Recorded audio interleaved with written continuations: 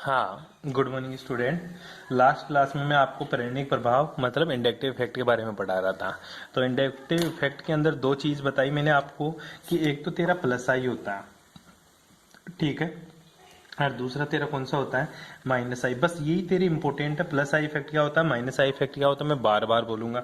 जो plus I effect है इसको तो अपन बोलते हैं इलेक्ट्रॉन विड्रॉइंग ग्रुप, ठीक है। माइनस आई जो इफेक्ट होता है इसको बोलते हैं अपन इलेक्ट्रॉन रिलीजिंग ग्रुप, ठीक है।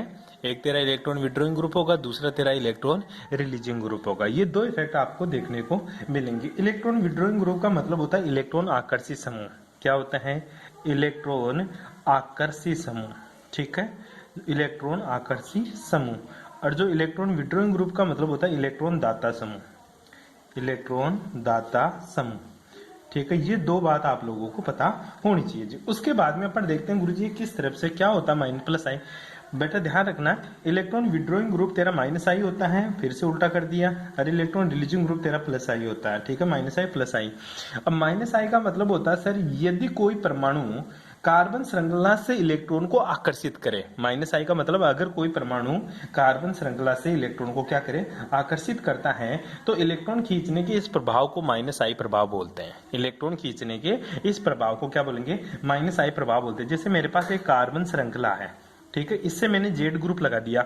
अगर ये इलेक्ट्रॉन डेंसिटी खींच रहा है इस कार्बन से, क्या खींच रहा है बेटा, इलेक्ट्रॉन डेंसिटी खींच रहा है, ठीक है, इलेक्ट्रॉन डेंसिटी खींच रहा है, तो ये जो ग्रुप है ये इलेक्ट्रॉन आकर्षी समूह है, ठीक है। अगर इलेक्ट्रॉन डेंसिटी खींचेगा तो क्या आएगा गुरुजी, इसके ऊपर पॉजिटिव चार्ज आएगा, ठीक है, इसके ऊपर भी क्या आएगा, पॉजिटिव, इसके ऊपर भी क्या आएगा, पॉजिटिव, और इसके ऊपर भी पॉजिटिव, और इसके ऊपर क्या आएगा, नेगेटिव। इसी प्रकार अगर कोई समूह या कोई ग्रुप है कार्बन श्रृंखला को इलेक्ट्रॉन डोनेट कर रहा, मान ले तेरा एक्स ग्रुप है, ये क्या करेगा, इलेक्ट्रॉन डेंसिटी डोनेट करेगा, तो इसके ऊपर तो प्लस आएगा, तो ये इलेक्ट्रॉन डेंसिटी क्या करेगा, कार्बन श्रृंखला को इस तरह से डोनेट करेगा। अब तीर के निशान इधर आ जाएंगे, ठीक है, तो इसके ऊपर क्या आ जाएगा, पार्शियली नेगेटिव, ठीक है, फिर इसके ऊपर भी क्या आएगा, पार्शियली नेगेटिव, इसके ऊपर भी पार्शियली नेगेटिव, इसके ऊपर भी पार्शियली नेगेटिव, इसके ऊपर भी पार्शियली नेगेटिव। इस तरह से इफेक्ट काम करते हैं। अब ध्यान रखना, जो जेड ग्रुप होता है इलेक्ट्रॉन क्या होता है, इलेक्ट्रॉन आकर्षी समूह होता है। क्या होता है तेरा, इलेक्ट्रॉन आकर्षी समूह। अब जो जेड ग्रुप है ना, इसकी जो इलेक्ट्रोनेगेटिविटी होती है कार्बन से ज्यादा होती है। जेड जो ग्रुप होता है अर्थात जो इलेक्ट्रॉन आकर्षी समूह होता है, इलेक्ट्रॉन विड्रॉइंग ग्रुप होता है, इसकी जो इलेक्ट्रोनेगेटिविटी होती है वो कार्बन से ज्यादा होती है। इधर जो तेरा एक्स ग्रुप होता है इसकी इलेक्ट्रोनेगेटिविटी कार्बन से क्या होती है बेटा, कम होती है। इलेक्ट्रॉन नेगेटिविटी मतलब विद्युत ऋणता, ठीक है, ये बात तेरे को ध्यान में रखनी है। नेक्स्ट जो बात आगे अपन डिस्कस कर रहे हैं, अपन को पता होना चाहिए माइनस आई ग्रुप कौन कौन से होते हैं, प्लस आई ग्रुप कौन कौन से होते हैं। बेटा जैसा लिखा रहा हूं एज इट इज रट ले, इसको याद कर ले, तभी तेरा काम होगा, अदरवाइज काम नहीं होगा। जो प्लस आई ग्रुप माइनस आई ग्रुप होता है वो होता है तेरा बेटा OF2, जिसके ऊपर कौन सा चार्ज है, प्लस चार्ज हो, ठीक है। इसी प्रकार तेरा NH2 कौन सा, सॉरी NH3, जिसके ऊपर कौन सा चार्ज हो बेटा, प्लस चार्ज हो। इसी प्रकार तेरा जो ग्रुप है NR3, कौन सा, NR3, जिसके ऊपर कौन सा चार्ज हो, प्लस। उसके बाद में जो होता है इफेक्ट का वो है तेरा CF3, ठीक है। उसके बाद में तेरा CCl3, ठीक है। उसके बाद में तेरा NO2 का माइनस आई होता है, ठीक है। उसके बाद में तेरा किसका होता है गुरुजी, CN का, और CN के बाद में किसका होगा बेटा, CN के बाद में कम होगा गुरुजी एल्डिहाइड का। ये फिर से तेरा एल्डिहाइड आ गया। फिर क्या आएगा तुझे पता ही चल गया होगा गुरुजी, अब क्या आना है, कीटोन आना है। उसके बाद में कौन आएगा बेटा, उसके बाद में गुरुजी मेरा acidic group C double bond OOH, ये मेरा एसिडिक ग्रुप की। उसके बाद में किसकी होगी बेटा, सर मेरा एस्टर ग्रुप होगा, C डबल बॉन्ड OR, कौन सा ग्रुप है, एस्टर। इसके बाद में याद करना एनहाइड्राइड ग्रुप, पता है तेरे को, C double bond OC double bond O, इसकी माइनस आई ज्यादा होगा। फिर माइनस आई किसका कम होगा, SO3H का।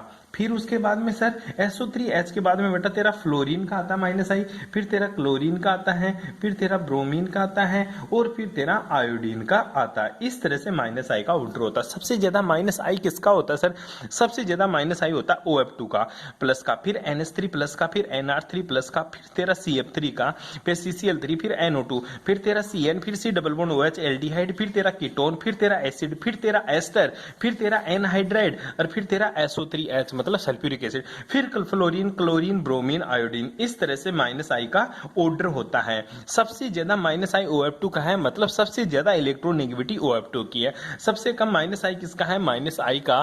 तो माइनस आई की इलेक्ट्रोनेगेटिविटी भी इन सब में सबसे कम होती है। बैठ गई बात समझ में? नेक्स्ट देख आगे अपन प्लस आई की बात करें। सर प्लस आई कौन कौन से ग्रुप होते हैं? जो तेरे प्लस आई, दूसरा और समझ ले थोड़ा सा माइनस आई के बारे में। जो माइनस आई होता है ना, अगर तेरे को अम्लीय प्रवृत्ति बतानी है, क्या बतानी है बेटा? अम्लीय प्रवृत्ति। अम्लीय प्रवृत्ति का मतलब अगर किसी की एसिडिक स्ट्रेंथ की बात करेगा, वो हमेशा डायरेक्टली प्रोपोर्शनल टू होती है तेरी माइनस आई ग्रुप के। किसके रे? माइनस आई ग्रुप के। अगर मैं क्षारीय प्रवृत्ति की बात करूं, मतलब क्षारीय स्ट्रेंथ की बात करूं या क्षारीय सामर्थ्य की बात करूं, तो तेरा क्षारीय सामर्थ्य या बेसिक स्ट्रेंथ हमेशा ही इनवर्सली प्रोपोर्शनल टू होता है माइनस आई के। अगर माइनस आई ग्रुप जुड़ा हुआ है, जिसका माइनस आई ज्यादा है उसकी क्षारीयता कम होगी, जिसका माइनस आई ज्यादा है उसकी अम्लीयता ज्यादा होती है। ये बात आप लोगों को पता होनी चाहिए। अब प्लस आई की बात करूं, प्लस आई का मतलब होता है सीधा सा, यदि कोई कार्बन परमाणु श्रृंखला को इलेक्ट्रॉन दान करने वाला ग्रुप जुड़ा हो, ठीक है, तो ऐसे प्रभाव मेरा माइनस प्लस आई प्रभाव कहलाता है। जो प्लस आई ग्रुप होता है उसकी विद्युत ऋणता कार्बन से कम होती है। बैठ की बात समझे? इलेक्ट्रोनेगेटिविटी ऑफ जो भी तेरा ग्रुप जुड़ा रहेगा उसकी हमेशा किससे रहेगी? कार्बन से कम रहेगी। ये बात आप लोगों को पता होनी चाहिए। जो प्लस आई ग्रुप होते हैं वो कौन कौन से ग्रुप है जो प्लस आई दिखाएंगे? बेटा ध्यान रहना, प्लस आई ग्रुप दिखाने के 3 तरीके हैं। एक तो गुरुजी मेरे पास CH3 हो तो सबसे ज्यादा CH3 नहीं दिखाएगा, C2H5 दिखाएगा। फिर कौन दिखाएगा सर? फिर तेरा C3H7 दिखाएगा, ठीक है, C3H7, ठीक है। उसके बाद में सर, उसके बाद में तेरा C4H9, मतलब सीधी सी बात है, एक कार्बन कम, 2 कार्बन ज्यादा, 3 कार्बन और ज्यादा, 4 कार्बन वाली श्रृंखला है वो सबसे ज्यादा मेरा प्लस आई दिखाएगा। इसके बाद में प्लस आई दिखाने का राज सर मेरा NH2 एमीन, कौन सा है बेटा? NH2 वाला एमीन। फिर तेरा NHR, मतलब R ग्रुप जुड़ गया। उसके बाद में किसका होगा बेटा? NR3 का या NR2 का। किसका बेटा? NR2 का।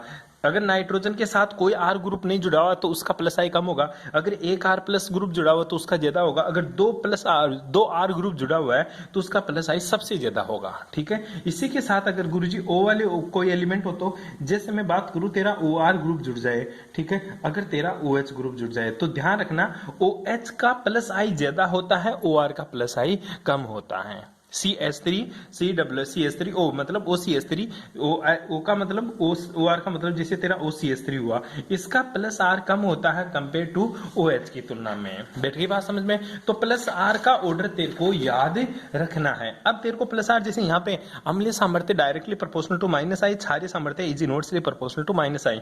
तो यहाँ पे बेटा होता है तेरा, अगर मैं अम्लीय सामर्थ्य की बात करूं, ठीक है, अम्लीय सामर्थ्य की या अम्लीय प्रवृत्ति की, बेटा एक ही बात है, अम्लीय सामर्थ्य या अम्लीय प्रवृत्ति या acidic strength inversely proportional to होती है बेटा प्लस आई के। और क्षारीय सामर्थ्य क्या होगा? फिर ध्यान रखना, जो क्षारीय सामर्थ्य है तेरा ये डायरेक्टली प्रोपोर्शनल टू होता है प्लस आएगा। अब तो तू राज समझ गया होगा।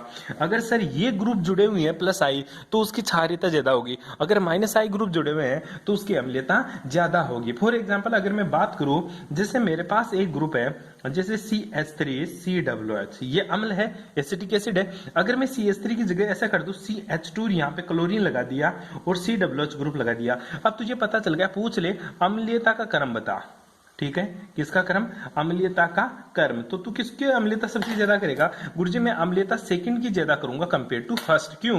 क्योंकि गुरुजी जो Cl है ये किसकी तरह बिहेव कर रहा है? माइनस आई की तरह बिहेव कर रहा है, इसलिए इसकी अम्लीयता ज्यादा होती है, इसकी अम्लीयता क्या होती है बेटा?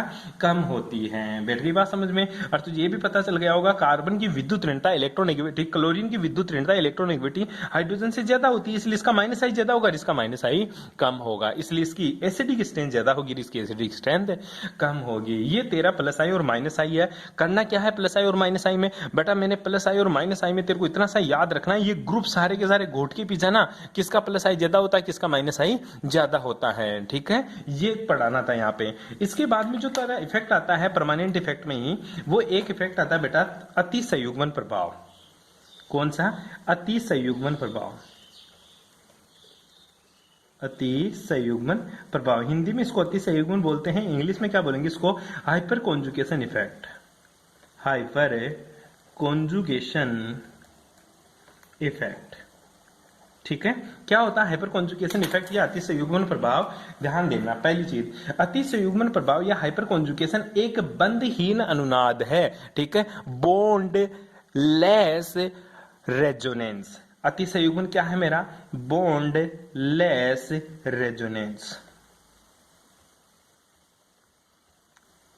क्या है? अतिसंयुग्मन प्रभाव क्या है मेरा? बंधहीन अनुनाद है। इसको बेकर नाथन प्रभाव भी बोलते हैं, एक साइंटिस्ट ने दिया था, उसी के नाम पर इसको क्या बोलते हैं अपने? बेकर नाथन प्रभाव भी बोलते हैं, ठीक है। जो हाइपर कॉन्जुगेशन होता है ना, इसमें क्या होता है? सिग्मा क्या होता है बेटा? ध्यान से रखना, इसमें सिग्मा बॉन्ड के इलेक्ट्रॉन ट्रांसफर होते हैं। किसके इलेक्ट्रॉन ट्रांसफर होते हैं गुरुजी? सिग्मा बंध के जो इलेक्ट्रॉन्स होते हैं उसका क्या होता है? स्थानांतरण होता है। किसमें? अतिसंयुग्मन प्रभाव में। किसमें रे? अतिसंयुग्मन प्रभाव में। अतिसंयुग्मन प्रभाव किसके ऊपर डिपेंड करता है? अल्फा हाइड्रोजन एटम्स की संख्या पर निर्भर करती है। अल्फा हाइड्रोजन की संख्या के ऊपर निर्भर करता है, ठीक है। अगर अल्फा हाइड्रोजन ज्यादा है तो उसका हाइपर कॉन्जुगेशन ज्यादा है, अगर अल्फा हाइड्रोजन कम है तो उसका हाइपर कॉन्जुगेशन भी क्या रहेगा गुरुजी? कम रहेगा। फॉर एग्जांपल मैं बात करूं, जैसे अल्फा हाइड्रोजन किसको बोलते हैं पहले तो ये समझ ले, ध्यान रखना। जैसे ये मेरे पास एक है CH3 और एक है CH2+, ठीक है। अब इस कार्बोकेटाइन के रेस्पेक्ट में पहला जो कार्बन होता है वो मेरा अल्फा होता है। कौन सा होता है? अल्फा। तो ये हाइड्रोजन कौन सा है? ये कौन सा कार्बन है? ये गुरुजी अल्फा कार्बन है। अल्फा को इससे दिखाते हैं, कौन सा कार्बन है? अल्फा। अल्फा कार्बन पर उपस्थित हाइड्रोजन परमाणु की संख्या, हाइड्रोजन एटम की संख्या ज्यादा है तो उसका हाइपर कॉन्जुगेशन ज्यादा होगा। दूसरा मैं बात करूं, जैसे गुरुजी ये मेरा CH है, इसके ऊपर प्लस है, इधर क्या लगा दिया मैंने? CH3, इधर भी क्या लगा दिया बेटा? CH3। अब अल्फा कार्बन कौन सा गुरुजी? 2 आ गए, तो बेटा ये भी अल्फा होगा और तेरा ये भी अल्फा होगा। अब काउंट करिए, यहाँ पे अल्फा हाइड्रोजन कितने? 3। यहाँ पे अल्फा हाइड्रोजन कितना बेटा? 3। और यहाँ पे अल्फा हाइड्रोजन कितने? यहाँ पे गुरुजी अल्फा हाइड्रोजन 3 इसके पास और 3 इसके पास, टोटल कितने हो गए? 6। अल्फा हाइड्रोजन कौन से हैं? अल्फा कार्बन पर उपस्थित हाइड्रोजन अल्फा हाइड्रोजन कहलाते हैं। जिसमें अल्फा हाइड्रोजन ज्यादा होता है उसकी स्टेबिलिटी भी क्या होती है? ज्यादा होती है। बैठ गई बात समझ में? तो ये तेरा स्थायित्व का क्रम भी हो जाता है, ठीक है। अल्फा हाइड्रोजन ज्यादा, उसकी स्टेबिलिटी ज्यादा, ठीक है। बैठ गई बात समझ में? जैसे मैं बात बताऊं, एक कार्बन लिख दूं मैं CH3 CH2 CH2 CH3, ठीक है। यहां पे मैंने CH2 कर दूं, यहां पे CH डबल बॉन्ड CH2। अब गुरुजी कौन सा अल्फा हाइड्रोजन है इसमें? बैठ गई बात समझ में? अब बात आती है गुरुजी इसमें कौन सा अल्फा हाइड्रोजन देखूं मैं? अब ये तेरा एक क्रियात्मक समूह, इसके रेस्पेक्ट ये अल्फा, ये तेरा बीटा, ये तेरा गामा होता है और ये तेरा डेल्टा होता है। मैं पूछूं अल्फा हाइड्रोजन, तो जो क्रियात्मक समूह होता है, जो फंक्शनल ग्रुप होता है, उसके जस्ट पास वाला कार्बन अल्फा, उससे जस्ट आगे वाला बीटा, उसके जस्ट आगे वाला गामा और लास्ट में कौन सा होता है मेरा? डेल्टा होता है। बस ये बात आप लोगों को पता होनी चाहिए जी। अब मैं तेरे से पूछूं, जो हाइपर कॉन्जुगेशन है उसमें ध्यान रखना, अल्फा हाइड्रोजन 3, तो बनने वाली हाइपर कॉन्जुगेशन स्ट्रक्चर कितनी होगी?